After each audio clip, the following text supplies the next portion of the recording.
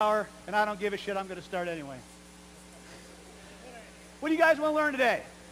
You showed up early, saved your seats. You get first dibs. What do you want?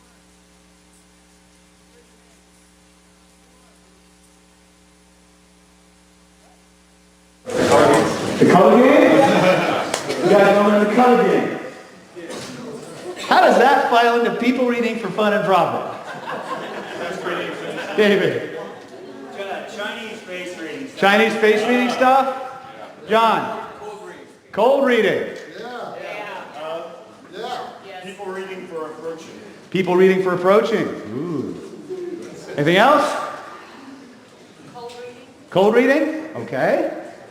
I want to learn why David Snyder workshops are so popular. I have no fucking clue. I heard he's a dick. I'll know by the end. Chinese face reading? How about D, all of the above? Because they're not mutually exclusive. Not mutually exclusive. We have about 4 minutes if anybody needs to use the potty. When would now be a good time to do that? Are there any seats open? There's no.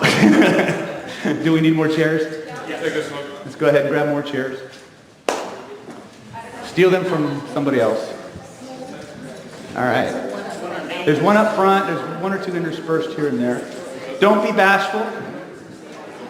I'll tell you right up front, I love questions and hate time limits. There's a reason I host and promote all of my own events, because no motherfucker can hold up a sign saying, get the fuck off the stage. Right? So, Can I borrow that chair for myself? what if I say no, bitch? You're a martial artist. Would it be okay? Of course you can. Go ahead. All right. For those of you who are interested in all the things we're talking about, I will show you my quick and dirty approach to cold reading, which is actually quite simple. It's called the 60-40 split.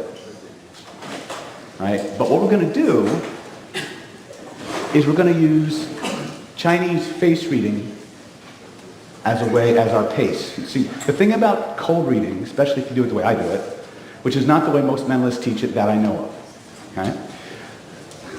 If you understand face reading, your cold readings are no longer cold. They're actually true. But if you phrase them in a certain way, even if you're off, you're not off. Understand? Now, the tactically, everything I do, even though everything has to be fun or I won't fucking do it. Right? But one of the things that we need to understand is that everything I do is designed around a couple of key principles. A, least amount of investment, greatest amount of return. I don't waste time on low percentage technique. Does that make sense? I don't have time to waste in my life, and I'm pretty sure you don't either. Would that be true? If you guys want to get the most for the least, just raise your hand. That being said, the more you invest, the more you're going to get. I tell all my students, and I consider you my students, whether this is your first time meeting me or you've been a long-time YouTube fan or whatever, for everything you get from me, you'll always pay twice. You'll always pay twice. The first payment's the easy one. That's the one everybody makes. That's just the money. You can always make more money. You can always get more money. And the first payment gives you access to the information. But it's the second payment is the hard payment. It's the second payment of time, of energy, of effort to invest and practice and put these skills to work by playing with them out in the field that gives you ownership. Once you make that payment, you have a power and a skill that no human being on the planet can take away from you. No force in the universe can take away. It's yours forever. And it will continue to serve you for as long as you continue to use it. Does that make sense? Okay? So let's have as much fun as humanly possible, because the more fun and playful you are, the more powerful you become. That is science. All right? A statistic I reported last year, actually, from a video I posted on one of my blogs, was actually from the field of hostage negotiation, where they showed that even in the most tense, hostile of situations, hostage negotiation, being fun-loving and upbeat and playful resulted in a 31% increase in the successful negotiations. Okay? The more playful you become, the more power you wield, the more access to resources that you have. That being said, I think I open loop myself on this thing. The thing about Chinese face reading is that it's all true, more often than not. In this class, we don't have time for the exceptions to the rule. Does that make sense? So those of you who sort by exception, stop. We don't have time for that right now. For everything I tell you, there will be an exception somewhere. But what I'm teaching you is true at least 51 to 75% of the time. And if you word it properly, even when you're off, you're not off. Okay? Those of you, how many people here see clients? Okay? You want to gain power and leverage in somebody's world really, really quick? Tell them things about themselves nobody can know. Okay? That's what this will do for you. Now, the book I'm using is written by my teacher, the famous Lillian Pearl Bridges. You can get this on Amazon. You can also get a Kindle version. I have permission to use her materials. I have permission to basically do anything I want with it as long as I tell people where I got it. That's a Chinese tradition. You always honor your lineage. You always honor your teacher. And that if you know anything about me, I'm big on telling you where I got my stuff. Right? I take credit for the synthesis, not the source. Yes, Dick. What's her name? Lillian Pearl Bridges. If you want to go to her website, it's lotusinstitute.com. I'm going through her master face reading program, and I'll be graduating sometime in hopefully December, and then I'll be doing even more in-depth studies. But Lillian is so good at this; she's the world's most prolific and famous expert in face reading, and she can look at you and tell you your Myers-Briggs profile. She has at least 2 3-letter agencies from 2 separate countries who are trying to get her to work with them to help spot potentially violent criminals and terrorists. She's not sure that she wants to do that, though, because she's afraid it'll be misused. Her father was ex-CIA, so it's kind of a family tradition, if you know what I mean. But the only thing we may or may not have time for is the color game, because you all came to learn how to read faces, right? But the thing about Chinese face reading, and one of the things that separates it from just basic cold reading, besides the fact that there's 5,000 years of Chinese observational science behind it, is that it's actually a form of Chinese vibrational psychotherapy. When you do face reading, you get in a dialogue with your subject or your client, and what you'll literally see is, and I didn't believe this when Lillian told me this, but when you actually, they take before and after pictures just to prove it. As you go through the different wrinkles on the face, every time you have an emotional trauma, there's a wrinkle that appears somewhere on the face. When you start unpacking that trauma, the wrinkle goes away. And so on the last day of the face reading, she does it in five-day blocks. On the last day, she brings in people off the street. And the students do face readings. And the first thing to do is they have them stand in front of a white background. They take a before picture. And then the students go and they do the face reading. They come back. They take an after picture. And then after all the models go home, they put them up on the screen and you compare. And they're different people. Foreheads get higher. Noses get longer. Chins fill out. Colors change. Wrinkles just, it's fucking weird. But then the world according to David is a pretty weird place anyway. So, yes, sir. How does Botox figure into that? It freezes your liver.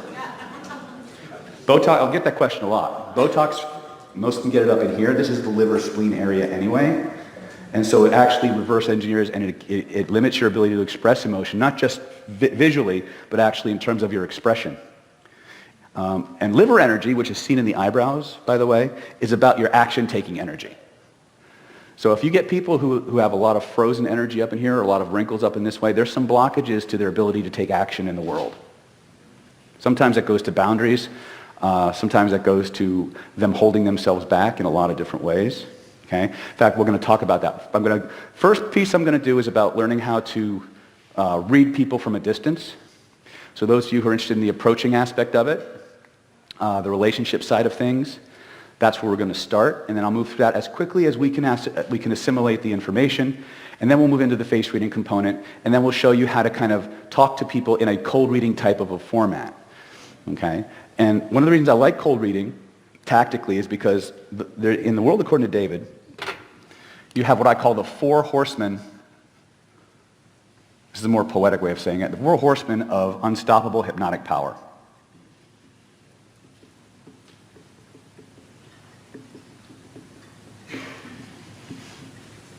Those four are A, authority,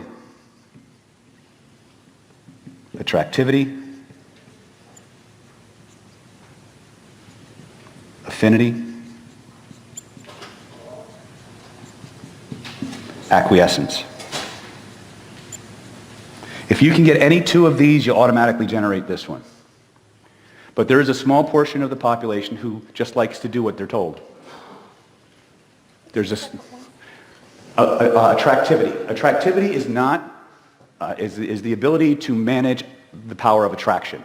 It's the ability to generate attraction and manage it in other people and yourself. The ugly truth about attraction, my friends, is that attractive people get more stuff. A very famous dating coach named David D'Angelo used to say, attraction is not a choice. In other words, you don't get a choice into who you're attracted to. However, in the world according to David, there is a correlate to this. You do have tremendous influence over who you choose to attract, who you choose to generate attraction in. And that's what the field of attractivity is about. You see, each of these generates its own kind of compliance. And that is the business that we are in, ladies and gentlemen. If you're a hypnotist of any kind, if you're a human being who interacts with human beings of any other kind, your job is not belief. Your job is compliance. Your job is to get people to do what you want them to do the way you want them to do it. Yes? Affinity. Affinity is kind of like everybody in this room. You're here for a certain reason because you have something in common, right? You want to be part of the crowd, part of the herd. Anything that goes to rapport, anything that goes to sameness or liking is an affinity tactic. Each of these will generate compliance, but differently. They'll have different dynamics to it. The more of these categories, and these are macro categories. These are not just a technique. These are a body of techniques. Okay? In my course, Killer Influence, is the manual, can TJ or Tina, can you hold up the Killer Influence manual so they can see just how extensive that sucker is? It's been known to, it's in the wagon back there. Killer Influence manual? Actually, the ironic thing about the title Killer Influence, just hold that up. Hold it sideways so you can see how thick it is. Those are just bullet points. It's my textbook, right? So when you come to my Killer Influence trainings, that's what you're learning from. Okay, and everything in there is field tested. I can't even tell you, because of confidentiality clauses and stuff like that, how extensive that material has been field tested. Some of what you're learning is in that manual. A lot of it, in fact, except for the Chinese face reading, which I learned later. Okay, but authority will generate compliance even if they don't want to follow your instructions. Okay, a guy by the name of Stanley Milgram proved this several decades ago. Darren Brown redid the experiment where he convinced people to administer pretty much lethal shocks to somebody who was pretending to be stuck in a chair because somebody in a white lab coat and a clipboard told them to. The more perception of authority you have in somebody's world, the more rapidly the neurology feels compelled to comply. Now, this is not something you have conscious control over much. It is a reptilian response. In other words, your paleocortex, the most powerful, oldest part of your brain, is very sensitized to social status and authority.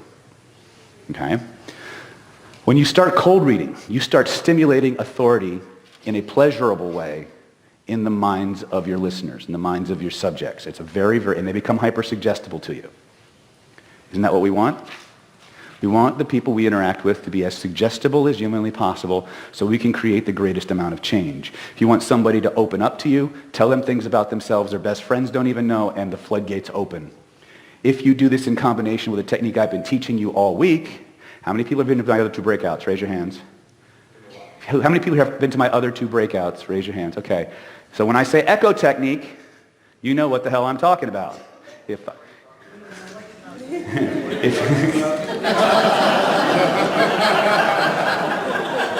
small stuff. Oh, I taught you well, Stallion. I taught you well. All right. So authority is where when we start to play cold reading, that's the first trigger that we activate. If we do it within the context of echoing, it gets even stronger. Okay? I taught you things throughout the course of the week, one piece at a time, in isolation. The real power, as powerful as these individual pieces are, When you start stacking them and you start nesting them in each other, now you've got something that's greater than the sum of the parts. It's massive, okay? So authority is useful. When you're doing face reading, people are going to open up. You got to have good rapport, okay? But this will generate rapport because all of a sudden they'll either run screaming in terror, in which case start over, or they will just, oh, he really understands or she really understands, and they'll open up. And then you can echo and you can feed. The more you echo somebody's own words back to them, no matter how small or in-depth they give you, the more it primes their neurology to give you more information.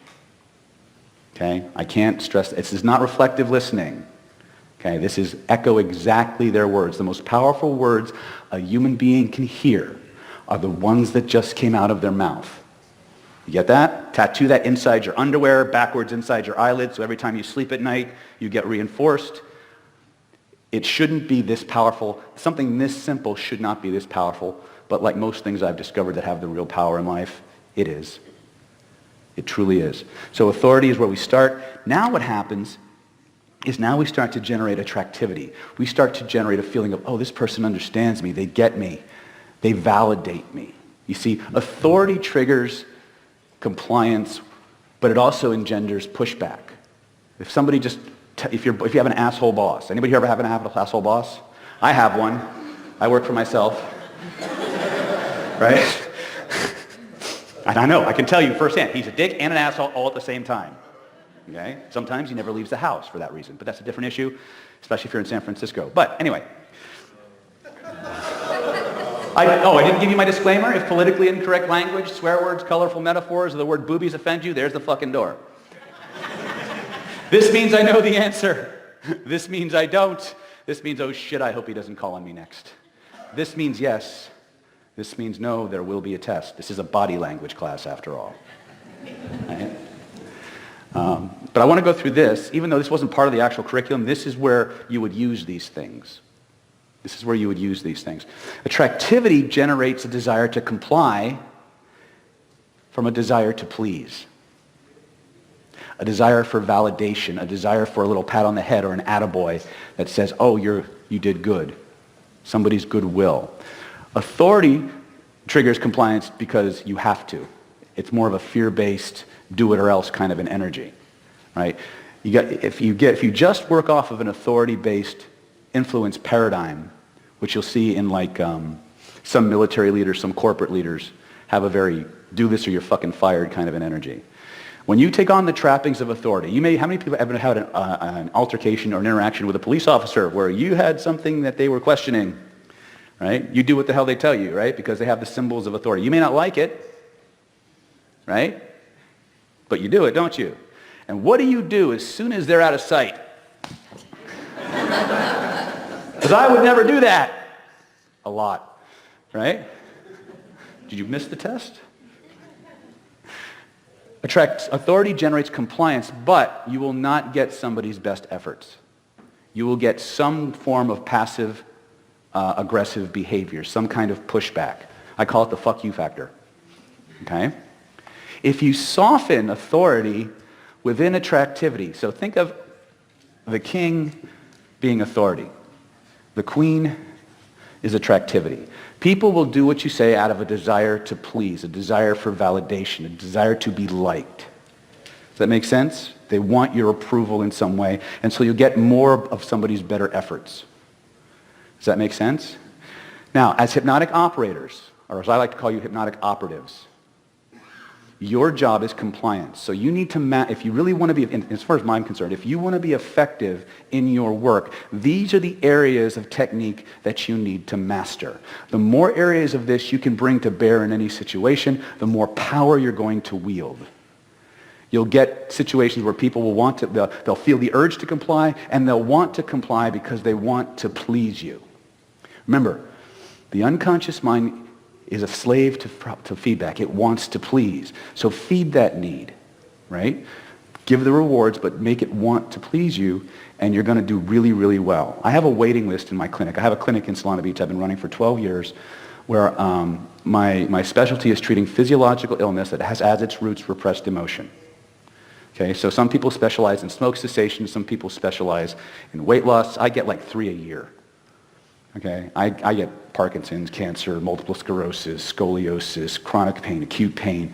Every medical condition, post-traumatic stress, rape trauma, you name it, that's what comes to hysterical paralysis, conversion disorder. That's the stuff that I get on a daily basis. And I have to go in with I can't waste time on speculative technique. This cooks the rice. Because in order to get in to see me, you have to pass my screening. Understand? If you ever see me post, you'll hear me say, we offer all prospective clients a free 30-minute consultation to determine if your case is a fit for our methods. After you pass our evaluation, we'll discuss strategies and tactics for getting you the results you need in the shortest amount of time possible. That's literally what we say. So I'm not asking you to be my client. I want you to prove to me that you're good enough to be my client. I have a waiting list through October. Okay? You don't have time to fight with people to change, especially if you're doing a flat rate per session. Okay? You need to prime people before they walk into your door to be compliant to you. Because none of the good none of the techniques you bring to bear happens until the client does what you say. Okay? Belief is nice. Belief is only partial of the equation. It doesn't matter what your clients believe. It matters a lot what you believe. You understand the difference? What matters is how willing your client is to comply with your directives. And that's what everything I do is about. I'm not saying we just be an asshole or be, all fascist, although sometimes that can be fun. That's a different class for a different day, right? But that's what we want. Affinity. Affinity is the desire to be liked or be part of the group, to be accepted by the group, okay? They have done studies where they've taken people, they put one person who is the test subject in a room full of people and they're asked to evaluate like the lengths of lines and things like that. And one person says it's this, and the rest of the group says it's something else, and within a few minutes that person changes their opinion, even though they were right. That's affinity tactic. The power of the group. Okay? Heard of mob mentality? Mob mentality is actually a vibrational phenomenon. Okay? How many people here have ever heard of heartmath.org? Okay, if you haven't, go to their website. They have some great studies on what they call coherence. Coherence is based on a physics law of entrainment. Rhythmic sources seek to find a common rhythm. The strongest rhythmic source in your body is the human heart. The human heart radiates an electromagnetic field 8 feet in diameter from your body that can be measured with instruments. Is there any human being in this room not sitting within 8 feet of another human being? Now, they did this one test where they took a dog and his boy and sent them out to play. And within 15 minutes, their heartbeats synchronized. So suggestion, as we understand it, doesn't play a role in this phenomenon. It can't not happen. So when people's heartbeats start to synchronize, pretty soon the rest of their physiology starts to follow, as do their thought processes. Understand? Okay? So affinity works on that level. It's the desire to be part of the group, to be accepted by the group, and that is also a reptilian-based, a paleocortical response. Excommunication from the group is equivalent to extinction from the point of the paleocortex, the reptile brain. Human beings are driven to seek status within a social group because the reptile inside of each of you knows society protects its high-status members, right? You ever hear about these native tribes out in like the Pacific, like Tahiti and all these places, or Joe versus, you ever see Joe versus the volcano? You guys remember that old movie? Right? When it comes time to give a sacrifice to appease the volcano god, who do they throw in? The chief? The shaman? Or the cute virgin? It's because cute virgins are a renewable resource. Took you a minute. Some tribes, some cultures have this concept called king for a day, which actually is a translation to mean sucker. Right? It is time to make the sacrifice. They nominate some poor schmuck to be king for a day. They let him drink, eat, be merry, give the pretense of making decisions, and at the end of the day, whoo, into the fire he goes. And the old king goes, good guy. Anyway, thank you very much. Right? Society protects its high status members. Your job is to hit them on all 4 cylinders as much as you can. Demonstrate authority. Demonstrate you're like them. Generate some form of attractiveness in you, and you will find out that people will just do what you say, and they'll like you for it. I had Tina hold up the Killer Influence Manual. All titles aside, the whole idea behind Killer Influence is to move through the world making everyone around you feel ridiculously good. To like being around you. And they'll just give you stuff. They'll show up en masse to your trainings. They'll hug you for no reason. They'll seek you out, right? If this is something you want, keep coming to class, because this is what we teach you, right? Okay, so that's the 4, and if you generate any 2 of these, really, you'll get this. But there's a small group that will just do what you say anyway. They just want to be told what to do, right? But don't rely on that. Stack the odds in your favor. The things we're going to do are based on something that we teach in Killer Influence called the I3 model. I'm going to share this with you real quick. Then we're going to get into the rapport continuum, posture power, and then we'll talk about face reading and how to build in these face reading ideas, or these cold reading ideas, into a face reading format. And then depending on how much time we have left, if any, we'll let you play with it a little bit. Now, I got to be honest with you. If this is the scope of everything that I want to share with you, I have time for this. I mean, like this. So here's my promise to you. As I say in all of my classes, I will take you as far as I can. I will give you as much information as humanly possible in the time that we have. And I will tell you where to go for more if that's what you want. Would that be fair? Okay. Now, some of you know that I've been doing something very, very special at each of my breakouts. How many people know what that is? Raise your hands. Okay, for those of you who don't, how many people here have been hearing them raffle off those $2,700 packages or those $7,000 packages of stuff? Well, we're going to give away one of those today. But in order for me to give it away, I need you to do something for me. I need you to take out a piece of paper, not a huge piece of paper. I need you to print legibly. I need your name, address, phone number, or not name and email address and phone number. Fill it out, move it to the end of the room, and Tina's going to come around and pick that up for you. Okay? I can't talk about it when the cameras are running. So, okay. So everybody pass that stuff in. Okay. So please remind me if I forget. Is there anybody on after me, or is there doing any kind of events after? Okay. So here's my promise. I am going to officially end us at the appropriate time. If for some reason you guys may want to keep hanging out and talk and maybe learn some other stuff, I might be convinced to do that. Maybe. Judging by the round of applause as I get and interactions and, how much body engagement I get. All right. Very cool.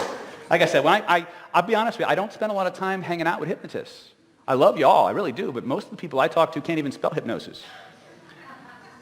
Right? So I spend a lot of time talking and teaching people who don't know anything about what we're doing, don't know anything about our industry, or have a head full of bad ideas about our industry, how to do stuff, how to get forward in life.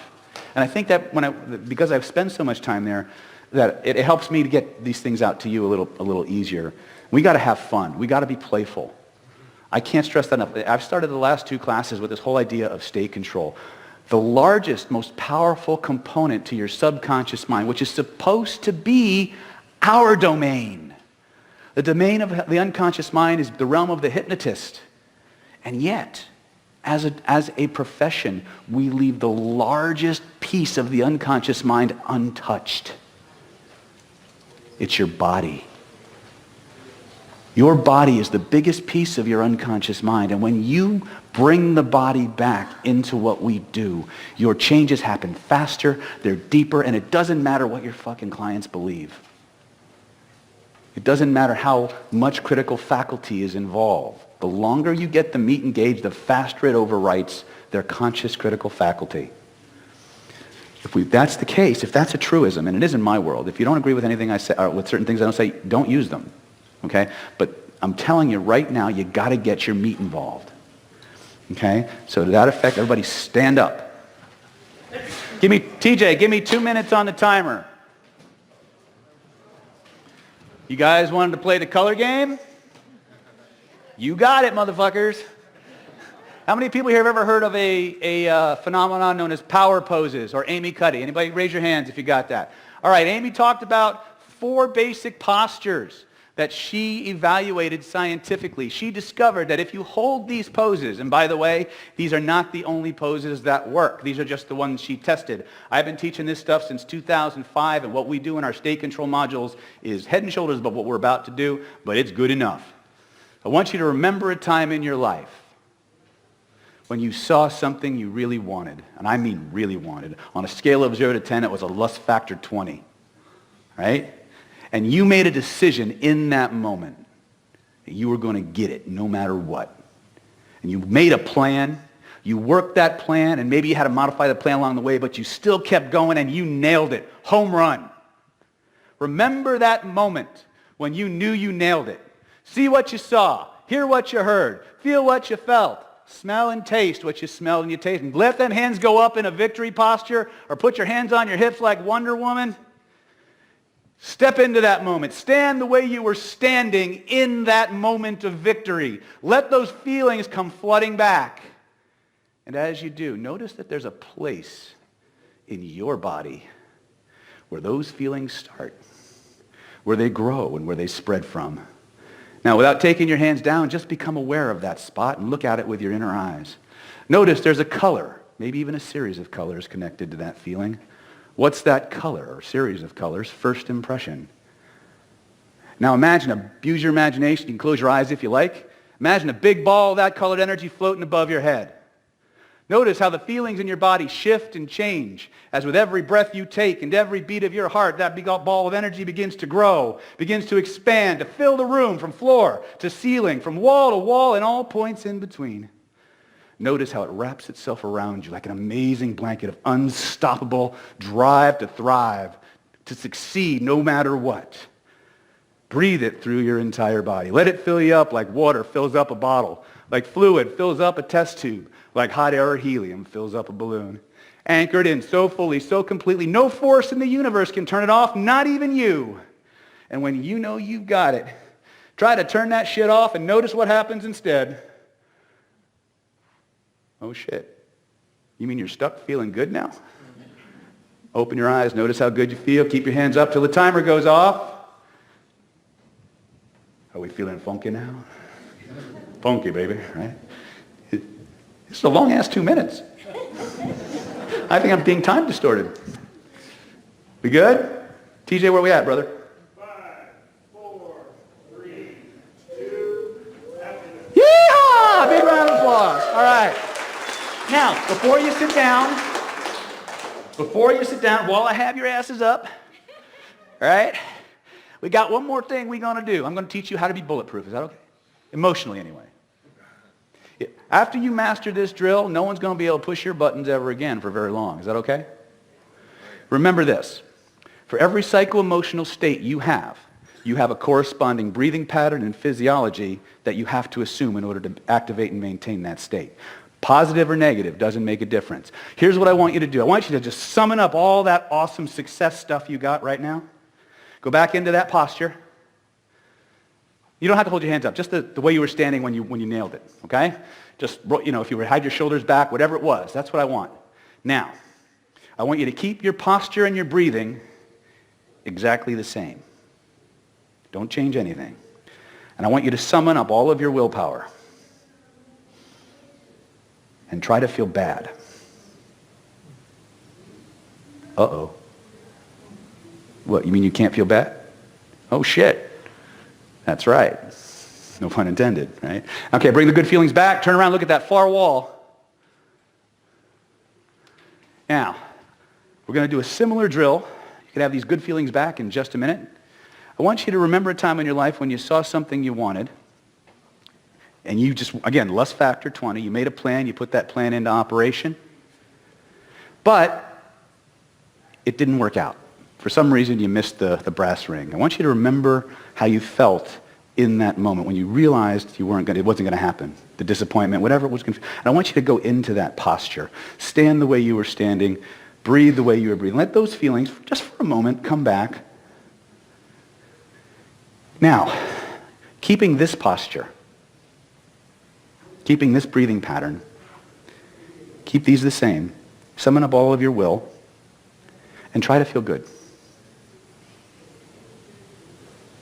You may notice it doesn't work all that well, right? Now, hold on to the negative feeling with your willpower, but shift your body back to the positive physiology and breathing pattern and notice what happens.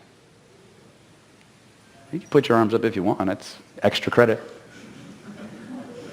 What do you notice, ladies? Turn around, look back up here. What do you notice? You mean you couldn't fucking follow instructions? I told you to keep feeling bad, bitches. Recalcitrant motherfuckers? All right. That's what I'm saying. Your environment, give yourself a big round of applause. Good. All right. Here's the thing.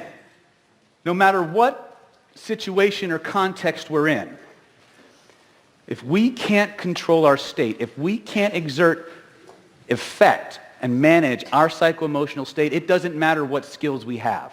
It doesn't matter how much training we have. If we can't get into a state that allows us to access those resources, we might as well not know them. I'm a martial artist. I have a 9th degree black belt in the martial arts. I have several other black belts. I have more energy healing credentials than McDonald's sells hamburgers. Okay, I've been doing Reiki since before Reiki was cool.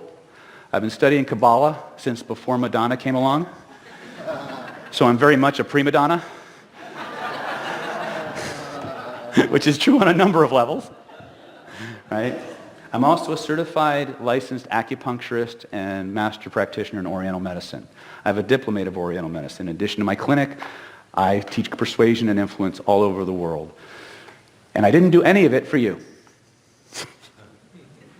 I did all of it because there were things in my life that I wanted. There were things in my life, there were systems I was being taught that were going to be only a certain level, and then they would stop, and I'd have to find another workaround. So everything I'm here to share with you, I did for me. Then I found out, lo and behold, there's a whole community out here who wants it too. So here I am. So thank you for that, for giving me the chance.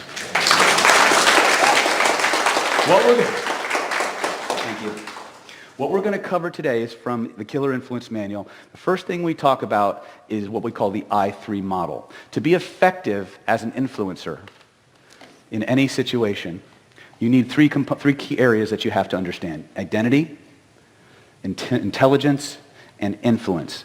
Now, most people, when they come to my classes, they're primarily focused on influence. They want to learn the tools and the techniques to influence other human beings. But to use a martial metaphor or a military metaphor, the most powerful, destructive, effective army in the world can do nothing if they don't know where to drop the bombs. And that is the study of intelligence, the ability to acquire and utilize information about your target, the environment, and the context in which you'll be operating. And that is what we're here to study today. Okay? The more you know about your target, the less effort you have to exert to influence them. You understand that? So we're going to start with distance work. And what I mean by distance work is being able to look at a group and determine several things. Who's the rapport leader? Who's more invested in the relationship? Who's getting ready to leave? Right? So to do that, we need to talk about something called the rapport continuum. Okay? I may bring people up here to do this. I'll see if I can demonstrate it on the board. Actually, I'll do both. It's faster if I demonstrate it on the board. If you think about, now a lot of this information I gleaned from the world of attraction and seduction, from the LA seduction community. I come from that community, okay? I won't lie to you, because some of the most powerful techniques I've had for healing people came from that world. Because the one thing you can always rely on is the creativity of a horny male. We will do just about anything to get our agenda, right? Ironically, ladies, the most powerful things we in that community learned about how to attract women were the shit you was doing to us. That's right. All we had to do was echo what you were doing, and you fell right in step. Because each and every human being on this planet is moving through the world with a little checklist. A checklist that tells us exactly how the world's supposed to be by our standards. And we're projecting that checklist onto everyone around us looking for a match. And if you know how to pay attention, which if you summed up everything in this first segment of this training to 2 words, it would be that: pay attention. The first course I ever wrote was a multimedia course. It was called Secret Orgasm Tips. It was a course, yes, it was a course that taught men how to be any woman's ideal lover the first time they were together before they even made love. And it was all about paying attention to their ideal lover template. Now, as we go through this, when I do give conversational examples, here's what I want you to do. It's natural when I'm doing these examples for you to want to watch me. I get that. But what I want you to do, if I'm talking to somebody in the audience, I will very rarely bring somebody up into a conversational demo in front, because when I bring people up, they go into demo subject mode. They start acting on their best behavior, and they start acting the way they expect I want them to react. I would much rather interact with you in the audience because I get a much more organic response. When I start doing these things, when I start talking with somebody, don't watch me. Watch the person I'm talking to. Pay attention to their responses. Gentlemen, here's your first opportunity. Ladies, let me ask you a question. If you met a guy within moments of meeting him, it's like he knew you, it's like he was reading your mind. It's like he knew exactly the words you wanted to hear. He knew exactly how to touch you the way you've always fantasized about being touched. He even knew how to kiss you the way you fantasize a perfect kiss should be. And when. It's like his timing was exact. He knew exactly when you were ready, and no sooner. And he could take you places as if he could just read that fantasy that you've always carried around in your heart. If you met a guy like that, what would you not do for him? Gentlemen, look at their faces.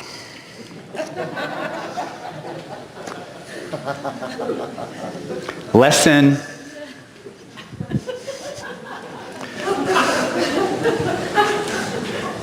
You see?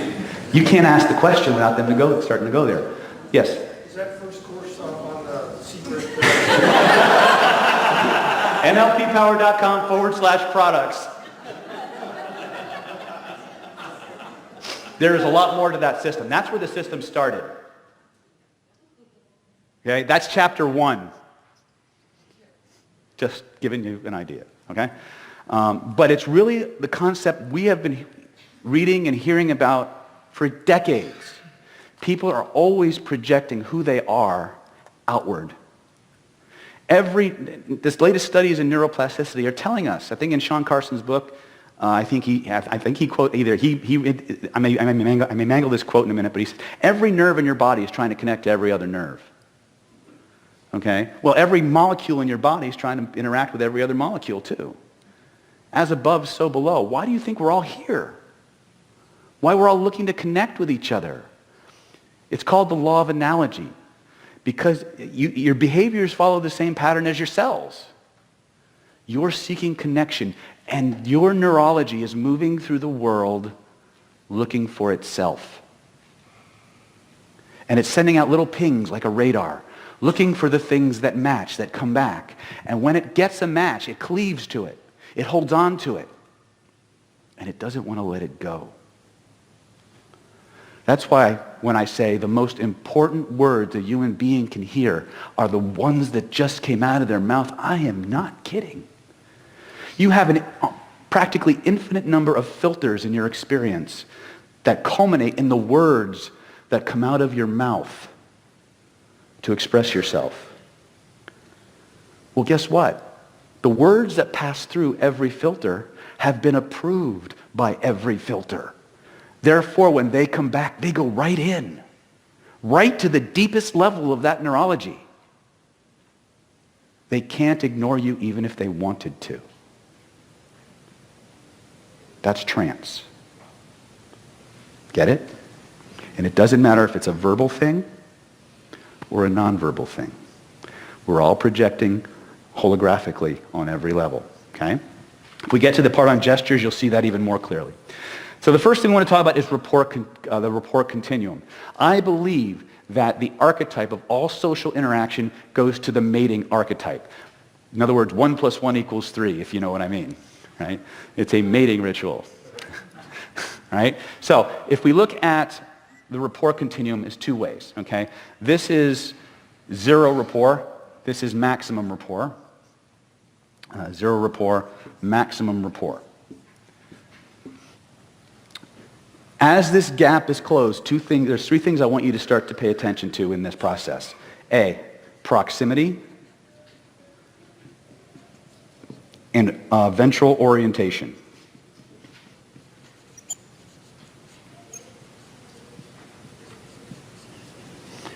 And thirdly, you can look at their feet.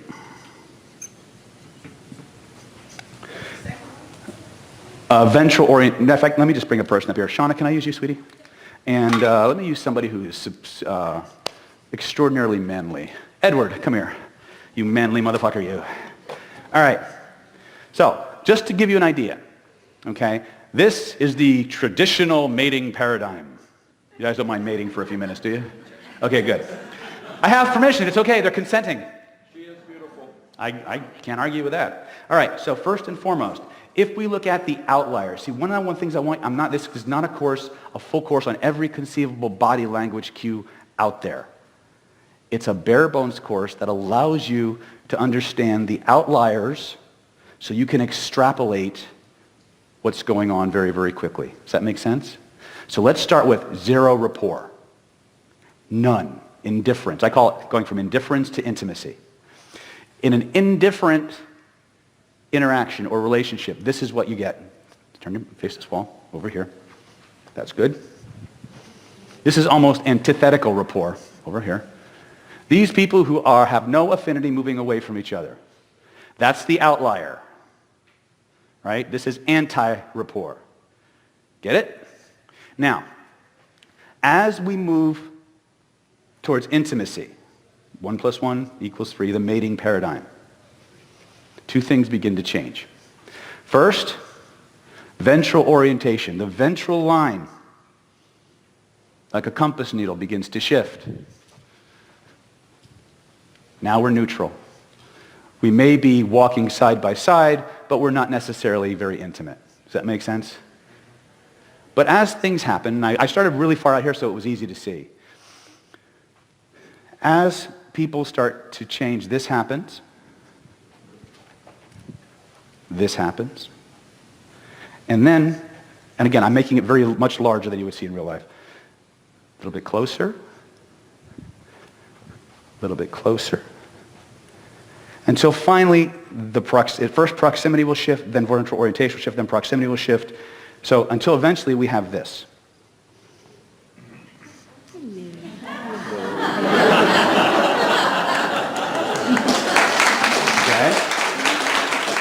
Now, if you want to see one of the big paradigm, there's a video I have on YouTube called The Mating Dance, Body Language Decoded, in which there are 7 discrete stages that two people go through on their way from stranger to intimacy.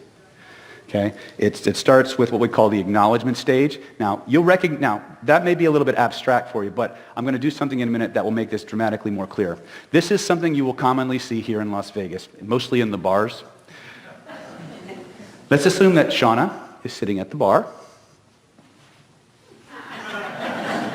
Does this look familiar? Now, here's the thing we need to understand.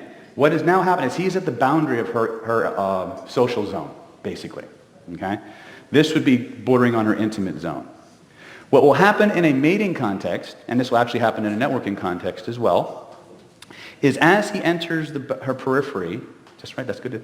What you'll see is just a slight turn. That's called the acknowledgement phase. That's her saying, oh, there's somebody in my world who wants to come in. Now, one of several things can happen at this point. This is something I want you to start playing with. This is called the unconscious hello. This is your first body language influence tactic. Whenever it's a key stimulus. Whenever two mammals meet, especially primates, the first thing that happens is the minute they make eye contact, they get an eyebrow flash.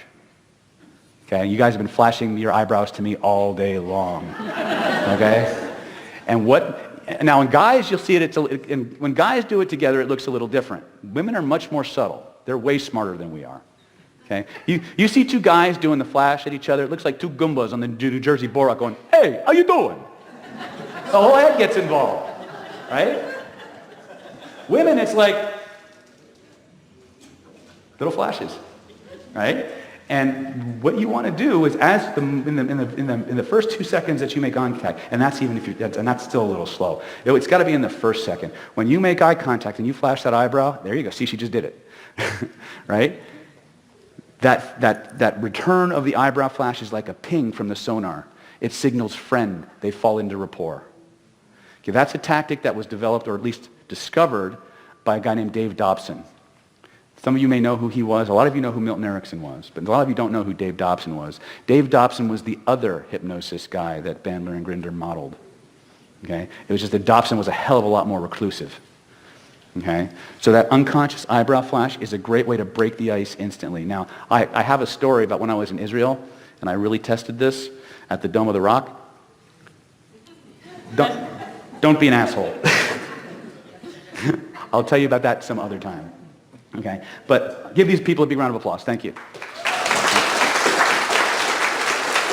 Again, I could go through the 7 stages and we'd be talking about that all night. There is a lot more stuff buried in the 7 stages. See, the one thing you need to understand, and I'll just give you this concept. I'll let you discover how it works later. For every psycho-emotional state that you have, there's a corresponding physiology and breathing pattern, posture, that activates it. Most of us know that when we go into a certain emotional state, we take on a certain posture. But the reverse is also true. You proved that, didn't you? If you go back and you watch the videos of me teaching the mating dance, and you pay attention, what you will see is, even though I'm doing a demo, even though the woman who is helping me knows it's a demo, she still starts to become more and more attracted to me as she moves through each of the 7 postures. Just an idea. Remember, your physiology controls your psychology, with almost no exceptions, unless you are a special forces athlete, or a special forces like soldier, an elite athlete, someone who's trained to keep their willpower strong, like an endurance runner, or something, and even that to some degree. Your willpower is the fastest thing to drain, because any time it's a finite resource.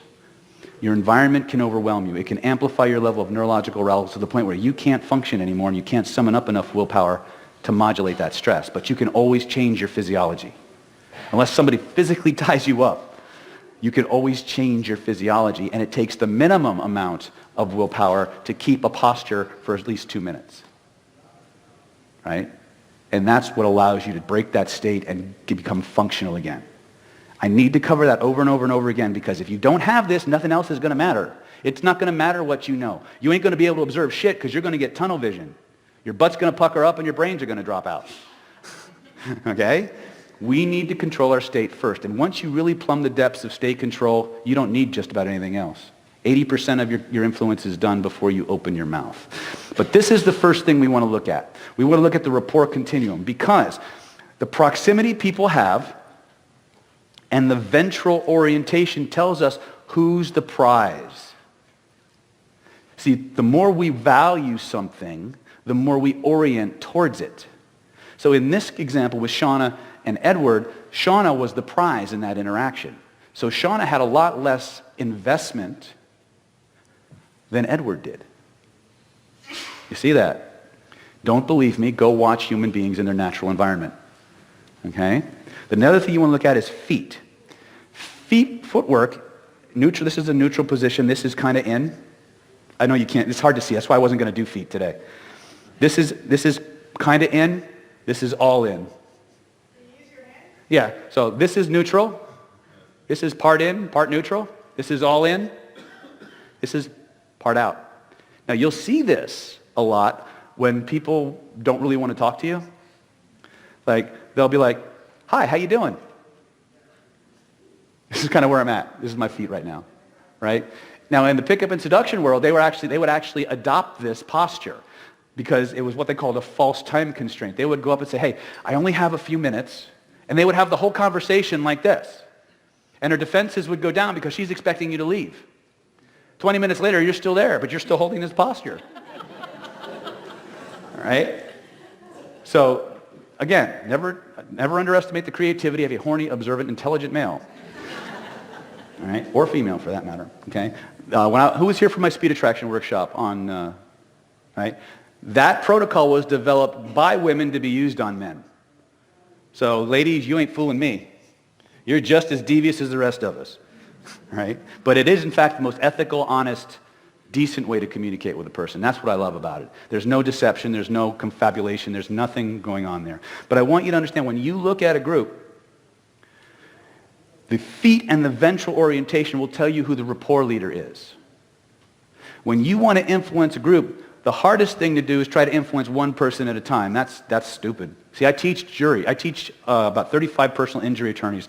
I consult them on trials and how to win cases and things like that. And I teach them how to do things in jury selection. We win the case while they're selecting the jury before the case even goes to trial. And one of the ways that you do that is you make every bad juror a good juror. Because one of the things that happens in personal injury cases, and especially in voir dire, is you have to eliminate people, which is why a lot of times lawyers get the code name for being an asshole, or a shark, or a snake, or whatever, is because their job is not to be nice. But when you incorporate this stuff in, the jury starts to look at you as part of the tribe. And remember, societies protect their high-status members. So when the tribe vouches for you, the tribe stands behind you. Does that make sense? So the hard way to get rapport with a jury is to get each individual member. But if you find out who the rapport leaders are in those groups, who is everybody looking at? Where is their ventral orientation? And then you match the physiology of that person. Now, there's an interesting phenomenon that happens. I don't know that we'll have time to play with it today, but there's this thing that goes along with the idea of coherence. Remember we talked about heartbeat synchronizing and stuff? There's an interesting click that happens. When you mirror somebody's physiology, there's a kinesthetic shift that happens in the body that lets you know the proprioceptive nervous system has synchronized with somebody else's. When that moment happens, any emotion or feeling you generate within your own body, their mirror neurons will pick it up and mirror it in them as well. It may or may not be within their realm of conscious awareness, because there are firewalls between the different levels of the nervous system. But what will happen is it will subtly prime the person's neurology and perceptual filters to perceive your communication, the verbal communication, in a way that is conducive and in harmony with the message you want them to accept. How many people here have ever heard of a show called Lie to Me? Raise your hand. Okay. Love that show. Watch every season. Buy the DVDs. The consultant for that show was a man named Dr. Paul Ekman. Now, they did take some liberties in the show, which Ekman had a problem with because he's a scientist. He wants everything to be accurate. But by and large, the vast majority of that information is factual. You can rely on it. In his book, Emotions Revealed, Dr. Ekman isolated a behavior known as the emotional refractory period. The emotional refractory period is a filter that modulates and manages the priority of attention that you have. Priority of attention that you have. So if you go into an environment in a bad mood, let's see here. Let's say there's 10 units of information in your environment. 5 of them are positive, 5 of them are negative. If you're in a good mood, guess which 5 you'll pay attention to first? That. If you're in a bad mood, guess which ones you'll pay attention to first? In our influence classes, we teach you using postural matching and physiology and coherence how to tap into somebody's nervous system in a tangible, testable way, generate an emotion in you, and have their body pick it up and act on it. Okay? So that's how we kind of work with judges and hostile juries and things like that. Okay? So the first and foremost is understanding this. When you look at ventral orientation and posture, this is where we start to work. The closer people get, the more intimate they're becoming. Okay? Questions on that? Yes? What was the name of the show? Lie to me. Please. No. Yes, sir. It's back to the eyebrow flash quickly. You have to wear glasses, can you still pick up? Yeah, because usually there'll be a subtle head movement as well. Right? Now, interestingly, actually I don't have time for that, but so this is what I call speed reading relationships. Now, the interesting thing is, if you go out to like a wine bar, or someplace that's relatively quiet where people just sit together. I have a client, a student that actually owned a wine bar, and I was teaching them this. And she goes, oh my God, you are so right. This has to go to the 7 stages. She goes, I would watch people come into my wine bar on first dates, and then when they go to sit down, they would be sitting on opposite ends of the booth. By the end of the night, when they were leaving, their wine glasses were right next to each other. Right? So this process happens. Now, gentlemen, I will tell you right now, the ladies will be initiating 9 out of 10 steps. There's only 7, but 9 out of 10 is the ladies. Right? Your job is to pay attention. Because there are certain key moments in that mating dance when you actually have to do something. And if you miss it, you go back down the arousal scale. Listen to him, guys! You guys realize that 60% of all approaches are initiated by women, right? This is the guys, ladies. Huh? No, you only have the illusion of control. Really? Yes, really. The problem is, this is turning into an attraction workshop really quick. Holy shit. All right. The problem is that women's psychology has developed a much more refined set of social cues and sensitivities than men's. Men were very simple. See it, we're going to eat it, we're going to kill it, or we're going to take it home and make babies with it. That's it. We're pretty simple. Right?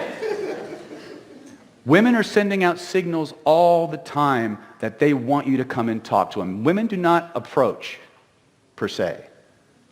They engineer opportunities for you to approach. You hear it, gentlemen? They're trying to suppress it. They engineer opportunities for you to approach, but like us, they're victims of their own projection. You see, they believe because their signs are obvious to other women, that it's obvious to us. Ladies, do you hear this? Let me give you a little bit of perspective, ladies. You can have a beautiful woman walk up to a guy and do this. And he'll go, wonder what she meant by that. We're just not that smart. You're operating on a completely different set of social cues. You guys want the same thing. You just use different languages to talk about it. You just use different languages to talk about it. The most subtle signs for a man are some of the most blatant and sometimes threatening for women. Because the signals they're sending out are out here. We don't perceive anything until it's right here. So when we go to approach a woman, and by the way, most of your socialization, ladies, has designed all the good ones to keep from approaching you. In case you didn't know that. Oh, yes. Most people's socialization has programmed you guys and gals to send out signals that will keep the good ones from approaching you, and only the sociopaths, narcissists, and pickup artists will make the leap. Yes? Huh? What sense does it have to do with neurophysiology then? To neurophysiology? Well, with the idea that we're sending out signals and we respond to them, that human beings respond, have a certain grammar. Why would we send out opposite signals? It's not neurophysiology, it's social programming. Hollywood. One of the problems, again, this is going way off in a squirrel chasing mode, but one of the problems that we have is that we have been programmed, first of all, to play hard to get. You guys were all taught this, right? Play hard to get, have value, show scarcity. The problem is that the social cues you're designing, the body language that you've been taught to use to stimulate or signal hard to get actually says don't approach. And so what happens is the guys who are waiting, who are looking for invitations that you're approachable, won't. The ones who will respect your boundaries and actually be upstanding guys who will want to help and be the good mates you're looking for, they won't approach you without a tremendous amount of encouragement. Because the cues you're sending out tell them not to. So who will? People with no ability to read social cues. Narcissists. People who don't care about your boundaries. Okay, now I know there's exceptions to every rule. The problem we have is if you want to signal hard to get in a way that makes people want to chase you, be seen in the company of a lot of people vying for your time. Be seen as having your time in demand as opposed to being off in a corner.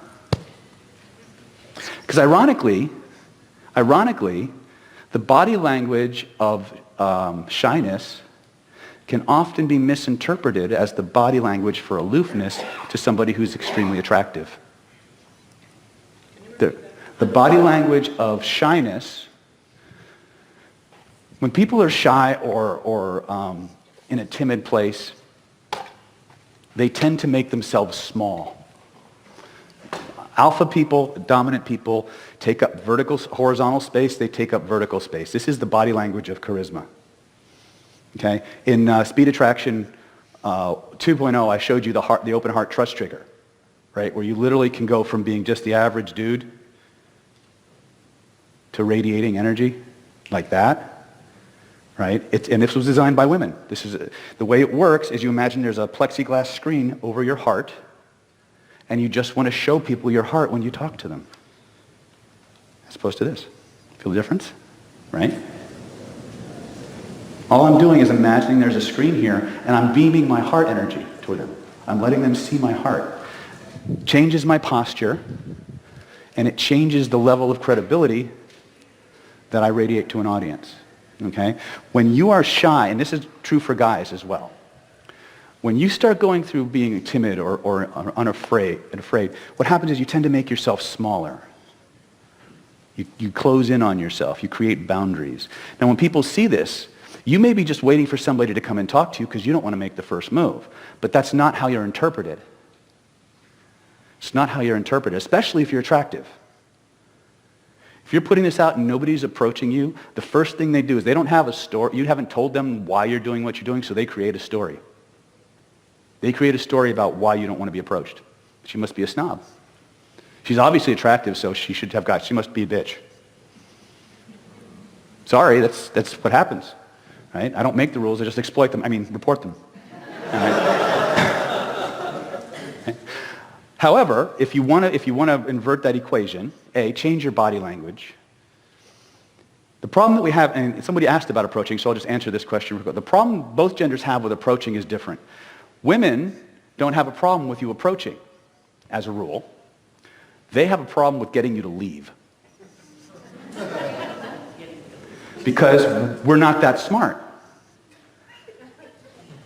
You can be the one guy in a group of women, and at some instant moment, every woman knows the conversation is over and they disappear. And all of a sudden the guy's like, fuck, I'm alone. Right? We didn't catch it. Why? Because when your neurology was evolving, you were communicating with each other. You were cooperating. You were developing relationships and interpreting what behaviors mean in your world. We're out killing mastodons. We look at it. Do we eat it? Do we take it home and mate with it? Or run away from it? That's how we think. Right? We developed a different set of scanning mechanisms. Women's neurology evolved because they had to survive. They had to learn how to manage you idiots, right? Keep you around, keep you interested, and they had to learn to rely on each other. They had to learn very quickly in that unit who they could rely on, who they couldn't, and they had to do it based on the meanings they could extrapolate from your behaviors. So if we look at this from a hypnotic language perspective, men work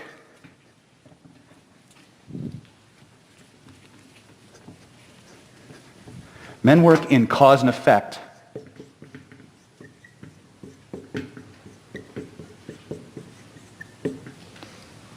We see it, we hit it. We see it, we chase it. We see it, it sees us, we run from it, right? Cause and effect. Women work mostly, and both sides do it, but there's a predominance. Equivalence. We left the toilet lid seat up because we forgot. Okay? We missed Jack's soccer game because traffic was a bitch. There was a traffic jam. The boss kept us late. There was a tough client. That's why I was late. for Jack's soccer game. And your wife looks at you and says, if you loved your son, you'd have been there. Why? Because being at the soccer game means you love your son. This is where 80% of our problems in communication with our gender partners lie. Ladies, we're not as complex as you are. Okay, when we leave the toilet lid seat up, it's because we're freaking idiots and we forgot. It's not that we have no respect for the feminine gender and the home you've built together. Okay? You see, guys? Guys are like, huh? It's a language thing. But remember, ladies, your brains are actually more developed than ours. Your corpus callosum, the bridge between your right hemisphere and your left hemisphere, is almost twice our size. See, size matters. Right? Men only process language on one side of their brain. Women use both. We're half-wits.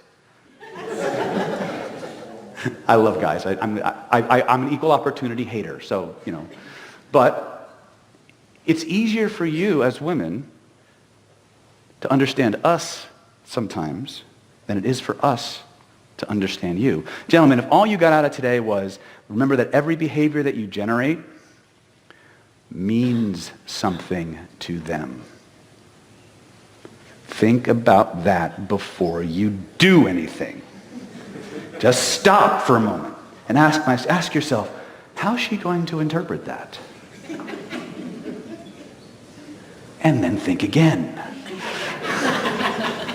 All right? I have a whole workshops that I do back in San Diego where it's just about romance and attraction and relationships. And for me, it's co-ed audiences, and mostly women, believe it or not. And to me, it's high comedy when I explain what the behaviors and the activities of the opposite gender are being interpreted by them. It's like terror on each other's faces. But this is the problem. Most women go to female dating coaches to bitch about men. Most guys go to male dating coaches to complain about women. Get in the same room and understand each other. Seek first to understand. You both want the same thing, just in a different order. You really do. You use slightly different words to describe it, and there's a slightly different syntax, but it's the same thing. Here's something, ladies, you didn't know. We're more sensitive than you are. Did you know that? You see, from the Chinese medical perspective, men are yang on the outside. We're strong and manly, tough like bull. And we're fucking cotton candy on the inside. We can't handle vulnerability like you can. It hurts us worse. We don't bounce back as fast. So for a man to give you the intimacy and the vulnerability you're looking for, that's a big deal. But that's what you're looking for. That's what you're looking for. Men fall in love faster. Did you know that? Women fall out of love faster. Did you know that? Right? You get over us real fucking quick. Right? It's just how you, again, 5,000 years of Chinese medical observation. And this is why you guys have the, ladies, that's why you have the babies. You can take it, we can't. Right? So internally, you're stronger than we are. So factor that in. That's about, have we covered this kind of stuff pretty well? Another thing I want you to pay attention to is when you're in close to somebody, and this is going to go into face reading, when you're paying attention to their eyes. Prolonged eye contact generates attraction. Okay, not creepy eye contact. Right? That's not what I'm talking about. Okay? When we talk about eye contact, we're talking about positive eye contact. So, yes, ma'am. Well, I just want to go back to that example of the woman sitting like this. Purely scientific reasons. You do that for purely scientific reasons? No, I want to know how to do that. Oh, how to do that? No, How to undo it? yeah. Well, first of all, remember that whether you're male or female, confident people take up space. So expand yourself horizontally. That doesn't mean you stand like this. That's a guy thing, right? But if you do cross your legs, don't cross your legs real in tight. Does that make sense? So good posture. I like to call it the Maryland switch. The open heart trust trigger is a really good way to sit. Imagine there's a plexiglass screen here, and you're just beaming and letting people see your heart. If you just imagine that, your body language, your posture would take over the rest. Okay? The next part is make positive eye contact. Positive eye contact, again, is not the serial killer stare, all right? And there's always a smile with it. But the difference is there has to be wrinkles at the zygomatic. Okay, when we get to the face reading part, you'll actually see the long-term effects of this. The eyes have to crinkle. You see the crinkling? Right? If you see someone who's dead from the nose down, not good. Okay? This is like the Donald, what's the Trump's wife's name? Melania. That's the Melania Trump smile. Right? That's not what we're doing. Positive eye contact has to be good shen in the eyes, which means a twinkle or wide open eyes, not scared eyes, but nice open eyes, smile with the wrinkles up by the sides of the head. That signals positive eye contact. When you enter a venue, and this could be male or female, and I practice this all the time when I'm walking through the convention. As you walk through a venue, meet people's eyes and look at who gives you positive eye contact. Right? Positive eye contact. That means you make eye contact with someone and you see this, not this. Right? Those are the people who are open to being approached. If you're doing walk-up or street hypnosis, that's one of the first things you look for. Positive eye contact. Next thing you do, give them an eyebrow flash. He closed a loop. Holy shit. Positive eye contact, eyebrow flash. Smile. Combine that with a good posture and an open heart trust trigger, you get a lot more people coming up to you. Okay? Very good way. If you want to be signaled as being high value in somebody's world, be seen in the company of a lot of men or other people fighting for your attention, wanting your attention. That signals status. And guys, that's what ladies look at. If there's a big crowd around you, there must be a reason. Providers not handing out $100 bills or something. Right? This is called social proof. It's an affinity tactic. Okay? We look at the responses of the people around us to determine what's appropriate. Does that make sense? Okay. Anything else on this? This went a little bit of a different direction than I planned, but yeah. Why did you say to be seen in the company of men? Well, what I actually said was in company of men or women all vying for your attention. We want, remember in college there was always the popular crowd. They always had everybody wanting their attention, wanting their validation, things like that. Learn how to be those people. If you want to play the hard to get game, if you want to play the scarcity game. Okay? If you don't have a tribe, if you're not part of a tribe, build your own. Build your own. That's what I teach my students. Go build your tribe. I'll show you how to do it. Just build your tribe. Right? But that's going to help you be more influential and charismatic. You're going to generate an affinity tactic. More people are going to flock to you because they see other people flocking to you. Okay? Does that help? Yes, thank you. Okay. You ready for the next piece? Do we need a break? Okay. This next piece I love because I geek out on this shit.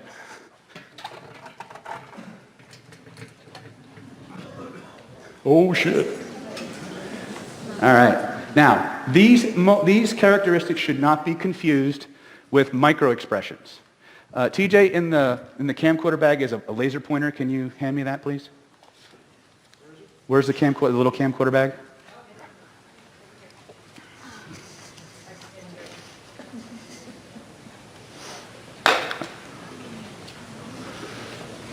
Should be a laser pointer there. Thank you. All right. This is in Lillian's book. If you guys need to take a picture, go ahead. All right, so we're going to start with the upper right-hand corner, right at the eye, since we're talking about eye contact, okay? These wrinkles are the end results of a lifetime of micro-expressions. Okay? It comes from 5,000-year-old tradition of Chinese face reading. We're going to start off with, right here, this is probably the best one. And look to the people to the right and to the left of you. And notice they have little lines over the ribs, tracing the ribs of their eyebrows. These are people who are highly skeptical. Highly skeptical. Right? Right here. They're all just rushing to the front of the room. Right? And I'm going to let you guys do. Now, here's the thing. When you start seeing these, and you have a whole room full of people to play with, right? What you do is you pre-frame this. If you're going to use this in a cold reading format, you might say something like, sometimes you spend a lot of time just really kind of on the skeptical side. You don't always take people for what they say until you've tested it to be sure. But sometimes you immediately know you can trust somebody. Right? That's what I call the 60-40 split. 60% of the time you're this way, the rest of the time you're that way. Regardless of which end of the equation they buy into, it's called a Barnum statement, by the way. The minute they buy into that, they start assuming everything you say is true. It's a hypnotic process. But this is actually true. These people who have these lines spend a lot of time checking facts. They're not going to believe what you say take what you say at face value. You have got to spend a lot of time creating more belief in what's going on. Okay?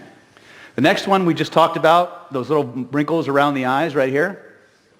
This is joy. You see somebody who's got really nice, solid lines.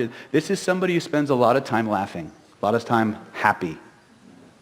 Okay? The corollary to that, right here, is sadness. I see a lot of that. Your clients will see a lot of that. These lines, they'll go right to about the cheekbone. The cheekbone is the line of demarcation where we go from sadness to sorrow. If the line extends beyond the orbital bone, now you've got someone who's gone through some loss that is still haunting them. Okay? These are your clients. These are your clients. Okay? If the line extends further down,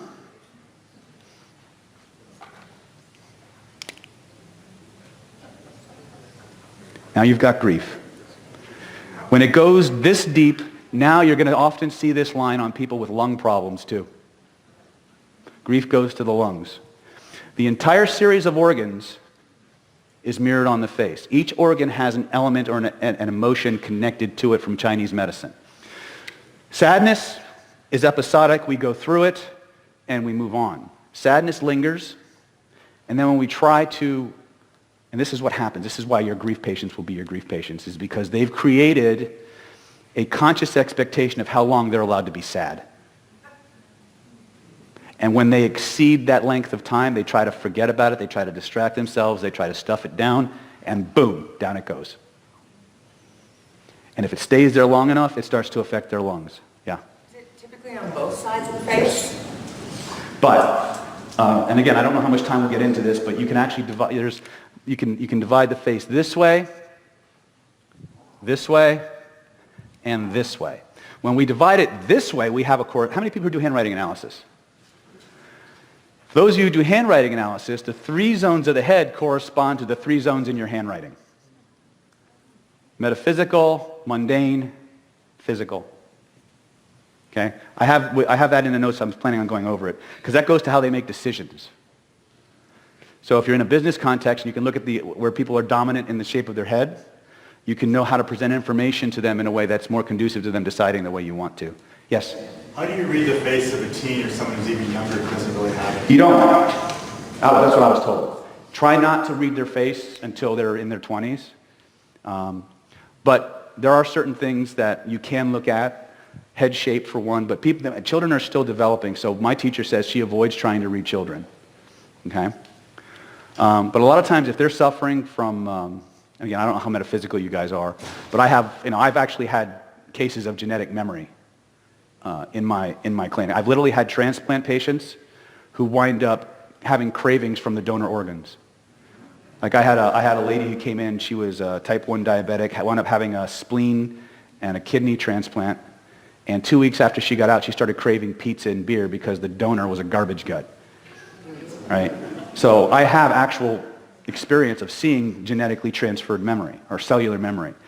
So I think when we're dealing with children below a certain age, what we're dealing a lot of times is genetic memory. Okay? Which, what the Chinese tell us is that if you fix something here, it goes back 7 generations and forward 7 generations. Now it gets a little too woo-woo for this training. Right? I want stuff that we can just rely on. Okay, I was working with one lady yesterday. As a matter of fact, you in the blue shirt, your friend was with you, and remember I said you have some unshed tears. You asked me if this was just cold reading or not, right? And I told you that, and then you told me that you had lost a family member, right? This shit's real, okay? And it's useful for you guys because when you look at somebody and you understand this map, this is a tiny piece of a very large iceberg, which is why I gave you Lillian's information. Just tell her I sent you, okay? You can know what's going on. And what will happen is if you actually address the cause of those wrinkles, the wrinkle will go away. And it can go away in a session. It's funky. I didn't believe it. I have skeptical ones. Right? But this you're going to see grief in a lot of your lung and asthma issues, a lot of your stuttering issues, a lot of anger is mostly TMJ and in the jaw, but that is, I keep pressing the wrong button. So this is important for us to understand, okay? One I see a lot in this room, and I see it a lot everywhere, but I'm seeing it more and more in the people in this room. I'm going to jump to the center here. You see these lines here that say disempowerment? I call these passive or placation lines. This represents somebody who grew up in an environment or is in an environment where they voiced their opinion or they expressed something, and the pushback was so strong that they're trying to make up for it. They're kind of like, they're trying to fake smile. It's like they're always smiling, but they really don't mean it. They just want to placate you. This is cancer waiting to happen. Okay? I've seen people that look like somebody took an X-Acto and just drilled that energy. It starts from the inner canthus, and it radiates outward. Okay? When you see those lines, that's somebody who's spending way too much time to please other people because they're afraid of the pushback. Afraid of the pushback. Okay? Another one that's big, and I see a lot, big in this room. Go back to this center line. You see these 3 lines here? When you see 2 lines like this, I'm sorry. I need a Vanna. Here, right? You see 2 lines like this is somebody who's impatient. Somebody who's impatient. Get to the fucking point, David. Right? Get to the fucking point, right? There's another body language correlate to this, okay? This person spends a lot of time being angry because things just aren't happening fast enough. Okay? Hold on a second. Where'd my eraser go? Backside. I don't see it. On the tray? I knew that. All right. So here's another one. I see a lot of this one in the room, so I want you to pay attention to it, okay? This is called suspended needle. There's 3 versions of this. Suspended needle, suspended sword, and then there's, every now and then I see a version I call the suspended bazooka. This area in your body corresponds to your liver and your spleen. Liver energy has everything to do with righteous indignation, taking action, moving forward, expressing your power. People who have this marketing, we'll start with suspended needle, which is just a very fine line. People who have this, at one point in their life, at some time in their life, usually towards the father or the dominant parent in their family, they expressed their anger. And the pushback from the dominant parent, usually the father, was so strong that they pulled back their energy and they refused to ever express it that way again. The bigger that energy, the bigger that line, the deeper that repression goes. And at some point in their life, that block is going to activate and they're going to stop moving forward. They're going to stop moving forward in their life. Okay? So when you see this, even if it's on yourself, don't worry, it's not going to kill you. Right? But it is indicative of you're not expressing your full power. The liver energy is the energy that moves us forward in life. It's the success energy. Right? It determines how far we go. Your metal energy determines how you do it. Right? I like to make a joke. Wood people get things done. Metal people get things finished. Right? It's like, if anybody's ever seen my old websites, You can always tell a David Snyder website or a David Snyder email by the amount of typos in it. Because I'm a wood person. I get shit done. Right? Contrast that to my wife, who gets things finished. I'm crossing the finish line. Half my car is trailing behind me. She hasn't left the starting line yet because she's still planning. Right? Both people, it's not one more effective than the other. It's a question of how they get things done. Does that make sense? We don't have time to go into the elemental personalities, which is all cool. But this, I think, for you guys will give you the biggest bang for your buck. It will give you lots of things for cold reading, but it will give you a way to diagnose and start your questioning and intake process. Yes? Because we were talking about the eyebrows, I'm curious, what about the one that's horizontal? You don't see it very often. No, you don't. If you do, what does that mean? They're more factual based, more fact based. I can actually let you look at the book. There's like a whole bunch of different things on eyebrows, right? Okay. And this is the textbook, by the way. Yes. So for this one here with the liver energy about going forward, since that's such a common one, is there, you said that at some point it's just going to stop as if it's a matter of fact, like there's nothing they can do to circumvent that? Yeah, you can deal with the issue, which people in this room are uniquely qualified to do. But you're going to get people who say, I'm here to learn how to make more money. I'm here how to manifest stuff. Look right there, right? If there's and there's always memory shit involved, but this is going to tell us how bad, and it'll give us a direction to look. Now, I don't like to use that to predispose my line of questioning, but what I do is I go through my normal neutral intake process and see how often that matches up. That matches up quite a bit. That and Louise Hay's stuff is real good. So if you see double lines, you're seeing somebody who is has a tendency towards impatience. Towards what? Impatience, right? They're always in a hurry. Get it done, get it done, get it done. If you see 3 lines, you're looking at somebody who's learned how to manage their anger. Who's learned how to manage their anger, okay? I see. Yes, sweetie. Does it matter which position that single line is in? No, as long as there's 3 there. No, you're just going back to when there's one line, Mhm. put it down the center. Does it matter if it's left or right either? No, it doesn't really matter. It doesn't really matter, although it will give you it will tend to indicate whether it's on the parental side or on the father side or the mother side. Okay. Chinese face reading divides sides by parents. Okay, but again, there's a ton of stuff here, and I'd like to get through at least most of the facial traits that you might be dealing with. Okay, but I wanted to zero in on this one because I see it a lot. Okay, I'm really focused on helping you target the things that hold you back from moving forward because I see that a lot in our profession. We all spend a lot of time on training and coming to conventions, but when we get out into the world and we actually go to build our business, we don't. And I see these kinds of markers as kind of the reason why. This one says that I'm only allowed to express myself and my power to a certain degree, and then it's too much. Usually this happens early in life where like somebody pushed you on the playground and you beat the living snot out of them and you got punished worse for protecting yourself than the person did for attacking you. Or maybe you and your dad had an altercation in your teens, because that's when we rebel. Right? Or if your mom was the more dominant parent and you rebelled against her and there was a huge push, she kicked you out of the house or threw you down, and now you have that guilt and that regret and you just choke back that power. Right? That's what will cause these lines to appear. Get rid of those lines, life changes. Okay? Question? I want to see it. You can't see it? Right here. Okay? Another one that you want to take special care of, you'll see this a lot of times, is the lost love line. The lost love line starts at the inner canthus and travels down, parallel to the grief line. The lost love line is not necessarily about romance.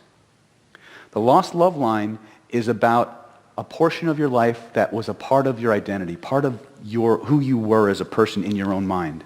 Does that make sense? That was lost. You know, maybe as a child, you loved to dance or you loved to do art.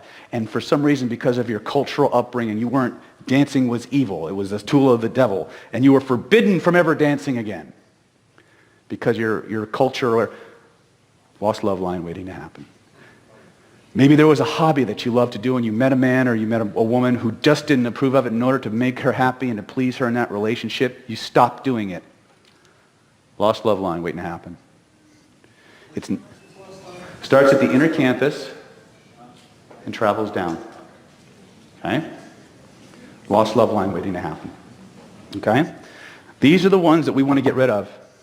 We need to get that joy back. We need to get that piece of their life operational to whatever degree they're able to do that. Yes? We say get rid of your lines, change your life. Isn't it the opposite? You change your life, the lines? You get rid of the emotion, you get rid of the issue, both change will change simultaneously, but you'll see this change first.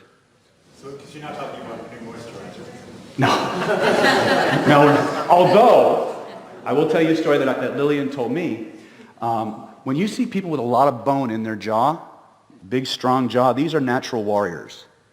These are people who gravitate to all kinds of athletic, physical activity. They have a lot of will, a lot of determination. They have the big Cro-Magnon roof, even more so, right? There was a client of Lillian's who won a football scholarship, and he had this massive jaw. I mean, massive, almost deformed. But he was a really good football player.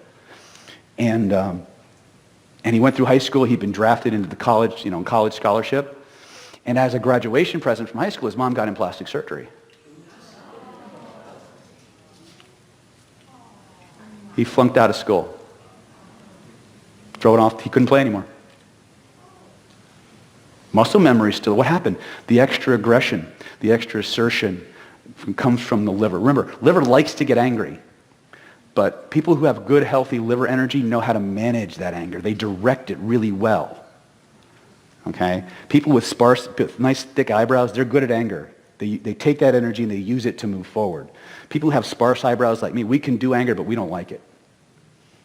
I can do anger really well. I don't like it. I hate it. Right? People with nice, heavy, they like to get angry. Okay? It's like that whole, Mr. McGee, don't get me angry. You wouldn't like me when I'm angry. Okay? You'll see this. I see this on a few of you. I got one or two of them. This is called a transformation line. This is somebody who at some point in their life went through a really deep, dark period. Could have been a day, could have been a year, could have been 10 years. And they came out of it different. They came out of it wiser. They learned something. They became more enlightened about some aspect of themselves or about life, the universe, and everything. I have one of them. If you have a lot of them, you get what they call Buddha wings, which I think the Dalai Lama has. It's really cool, right? So if you see these, this is somebody, you can paste this really, really well. You can walk up and say, I have an intuition about you. Say, there was a time in your life that was really hard. It was really dark. You really had to struggle. And you went through it and you came out of it looking back on it, learning something amazing, being completely transformed by it. See how you're nodding already? Because it's equally true for all of you. Right? However, when you see this line, it's actually true. You see that? I don't like cold reading because I don't like to lie. But I don't have to lie. I can tell them the truth, and if it's something they want to get rid of, I can help them do that.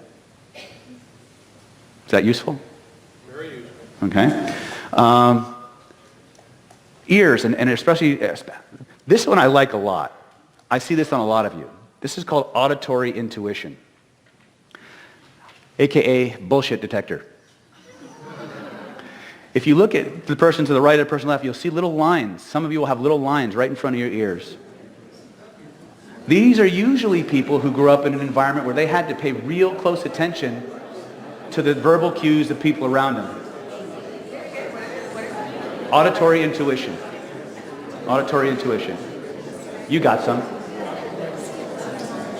He's got some good ones. He's got some. I knew he had some. Right? This is somebody who knows when you're lying. You got some. Right? You see this? Don't try and lie. They'll catch you. Okay? And usually it evolves as a form of hypervigilance. Many of the things that traumatized us growing up become the source of tremendous strengths and abilities later on, and this is one of them. The auditory intuition usually arises as a form of auditory hypervigilance, where we're in an environment that's dangerous. I grew up in a family where verbal abuse was like every minute. You never knew what you were going to get. And I had to constantly be on alert because anything I could say could set my dad off or start a fight or whatever. And so I've got freaking gills, right?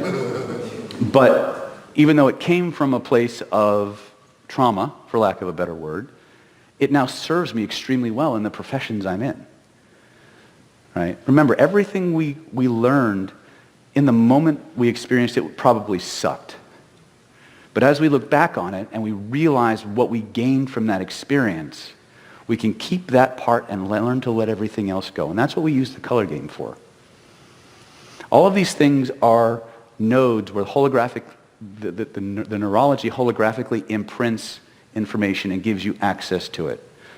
In speed healing, we talked about the holographic memory theory that I use now in clinic, which works faster than traditional approaches. The human being, the human nervous system is a holographic information processing network. And once you understand how to tap into and unpack that hologram, and nothing in that model contradicts what we do in hypnosis, it just adds to it. Does that make sense? This is a way that we can start to unpack things that they don't even know is going on. They've forgotten about. And we can start a process of general clearing as well. So this is useful. These here, pay real close attention to, because I'm going to go out on a limb here and say that if anybody who's working with terminal cancer, you're going to see those a lot. You're going to see those a lot. This is over-nurturing. These are people who are spending way too much time taking care of everybody else. And they're not getting anything back in return. They're given more than they're getting, and they're bitter about it, which is the bottom lines, bitterness. Okay? That goes on long enough, the neurology decides, and it sees no way out, it decides to check out. So a lot of your terminal cancer patients, you'll see that. Okay? That doesn't mean they're going to get cancer. But almost always, there's no such thing as an emotionally healthy cancer patient. Okay?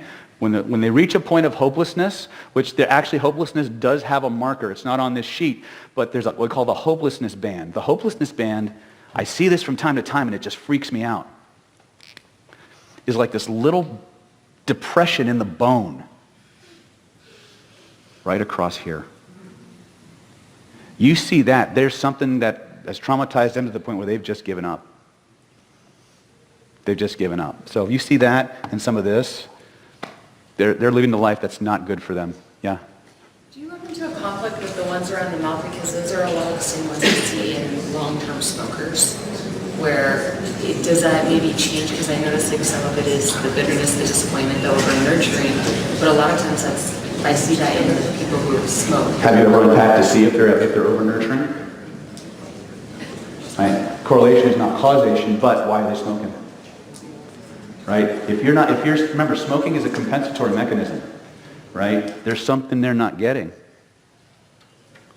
That's what that means. Everybody's getting everything and they're getting nothing. So the neurology is going to find a way to change that state. Smoking may be it, right? Bitterness. Bitterness. Ugh. Right here. Right? Now, it's below the lips. Now, somebody who's got a good sense of humor, you'll see a little line right here. That's a humor line. Here, you got one. You got one. All right? Also, you see, this goes to some of the micro expressions. Fear has a dimpling effect over the long term on the chin. So you see someone with a lot of dimples here. You've got someone who's holding in a lot of fear. These are lifestyle things. These are not micro expressions. You understand the difference? A micro expression happens in a fraction of a second when you're trying to suppress an emotion in that moment. This happens from a lifetime of expressions. It's generated by a specific set of emotional situations. Is this useful? Yes. Yeah. Sorry, when you say that, Sorry, what? can you explain that further? I have to have a number of that. They have a lot of fear that they're holding back. They're experiencing a lot of fear that they're not expressing in some way. Our president has it in spades. Fear. He was a bullied kid. You guys know that, right? Yes? Purpose lines means you found your niche. Purpose lines mean that you are actually on your path. These are good lines to have. And Lillian says we should have these by the time we're 50 at least. We may get them sooner. There's this thing in the lineage that I study called the golden path, which is the mission that you came here to fulfill. When you get, and Lillian says I'm about as golden as it gets right now, but when you're on your path, things line up. You have almost unlimited energy to do those things.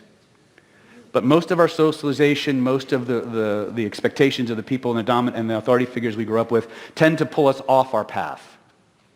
But if there are things that you will do, you will pay to do, things that you love to do, that you would do any chance you got, chances are that's part of your golden path, and you need to be doing that all the time and generating a living doing it. Okay, she has whole workshops on golden path. I'll probably start offering them in the next couple of years as well. Yes? Is there a nice high-speed hypnotic way to download this to where you can remember it without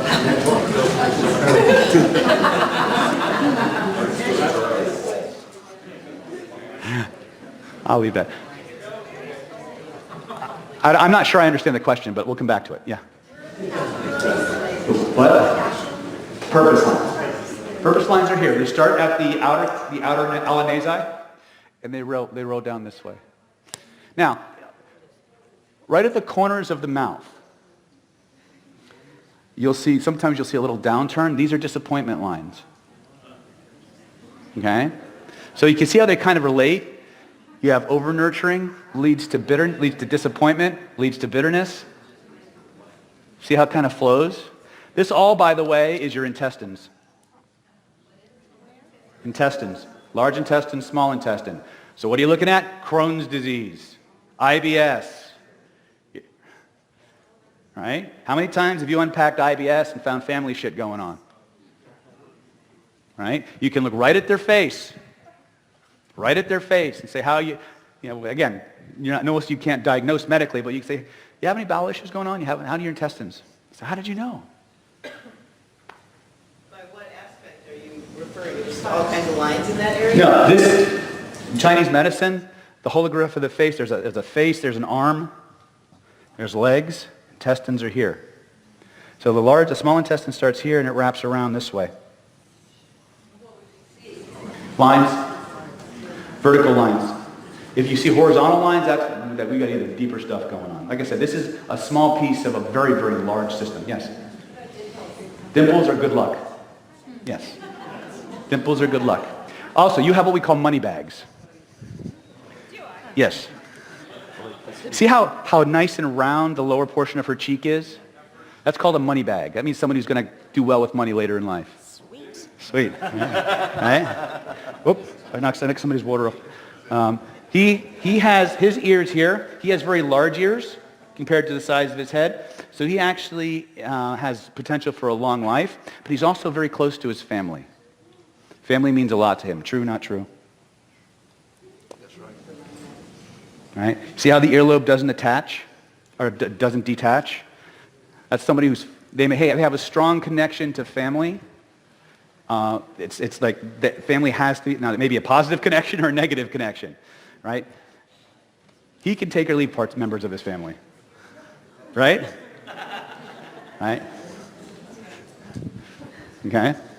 Let's see, what else can I pick on? I want to know what this is. Which what? it goes from here. Did Voldemort get you or what? You spend a lot of time worrying, don't you? Sometimes. Yeah. Do you have digestive issues? At times. Yeah. That line goes down into your spleen area, so that indicates you overthink and you tend to worry a lot. You're welcome. How'd I do? 60-40, you're there. Yeah. Well, overthinking and worrying a lot, kind of the same thing, aren't they? They are. Right. Yes. Me. This is the part I dread. This is where everybody wants me to come around and just point to you. You have a very open third eye. Very open, yes. I'll tell you how to do that in a minute. A lot of joy, but there's some sadness there. You stress out too much. You spend a lot of time stressing on stuff. Well, you like to have your way too, don't you? She's got a very strong, bony, extra bone in her jaw. That usually indicates somebody who's very hedonistic or a dictator. May not be bad. She's got money bags too. She's going to do well, right? You've got skepticism lines, right? And you got some tears you need to finish shedding, sweetie. You got uber skepticism line. You don't believe shit. You got a little bit of disempowerment going on, so you need to express yourself more. You got some unshed tears too. There's something you haven't finished grieving over, isn't there? Okay? You know. Just show on there where the money bags were? Yep. You're all going to go get cheek implants now, right? Now, here's the thing. Implants don't seem to affect things. But removing the bone does. Remember, your bones, in Chinese medicine, we have these different energies. We call Ling, Jing, Qi, and Shen. Your Jing is the most intrinsic of your energies. Okay?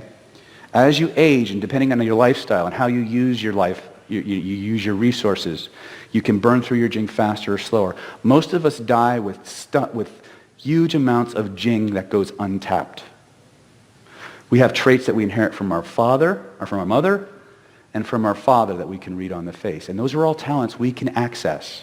And the people in this room, the skill sets you have, you, among all the people out there, are uniquely qualified to find them and open them up.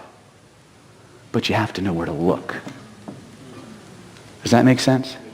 Okay. Is this useful? Thank you. Like I said, if this is the scope, we got this, baby. I'm telling you. Okay? Sorry. Went out chased a squirrel there. Money is related to, there's two elements that relate to money in the face. The nose and the cheeks. A lot of the metal energy goes through the cheeks, but so does the earth. And the earth is your money. People, the length and shape of your nose determines how much money comes in and how fast it goes out. People who have a very thick bridge up here, they tend to take in a lot of money. And depending on how big their nostrils are, that will determine how fast it goes out. If you're super thin up here and the Liberty Bell down here, you better fucking marry someone rich. If you're removing bone, it's going to change you. Could it change in a positive way? Yes, but I would be very careful. We don't really like to modify the face. In fact, if you change your emotional environment, the face will automatically change. Someone had raised a hand. Yes? So some people can raise like one eyebrow. There you go. So, and some people can't. Right. Is that... It's not really relevant here, except for how it determines the wrinkling. Yeah, we're just looking at wrinkles. There's a whole map on moles, jaws, eyebrows, cheekbones. I mean, trust me. Even the shape of the head. People who if you divide the head this way, from the eyebrows up, mental. These are data seekers. If you want to convince them or understand how they make decisions, if you try to pressure them to make a decision without giving them the right data and the time to think about it, they'll say no. Thank you very much. I'm going to ignore you now. Anyway, if you guys need to go, get the fuck out. If you want to stay, we got to do the drill. Since it is the official start time, I'll open this loop, and then we'll do you guys ready for the drawing? Yeah. Okay. You guys know what you're auditioning for? Okay. What's the prize? It's up as a $7,600 package. It's 2 live trainings on my 2017-2018 calendar. Whether they're on the calendar or not, if I add a training, it's available to you. It's any 2 of my full-length video training courses, $14.97 or less, and any of my 5 smaller video products priced at $97 or less. It's total package value of $7,600 and something dollars. Someone's going to walk out of here with one of them. I know. For those of you who are going to be hanging around, have some free time, I am doing a 3-day training on sensuality enhancement. It's going to include this stuff. It's going to include the color game. By the way, color game is a real good way to start getting rid of some of these wrinkles. Okay? You have to unpack the reason behind the wrinkle and then ask the neurology what you want instead, have it give a color, and breathe the color through that area, and just keep removing the layers until the wrinkle disappears. Okay? That's the level 1 intervention. You may wind up going to level 2 and 3 interventions real quick because usually these are more than one thing. You ready? All right. Limit 1 per person, so if you won before, you ain't winning again, bitches. All right. see, where's my name? Hold on. All right. Okay, let's see here. The amazing Karnak. Italian salami. Okay. Maria Bird, come on down.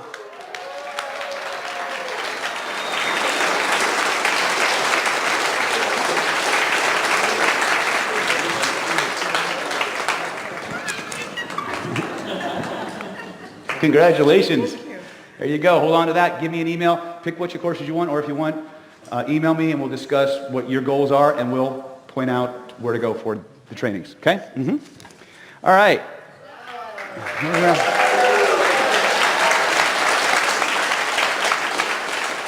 I want to just take a moment to thank each and every one of you from the bottom of my heart. Every year I come here, and every year I feel more warmth and more family from this profession than any place else on the planet. And every year I think it can't get any better. And every year you show me a deeper level. And I want to just say thank you all.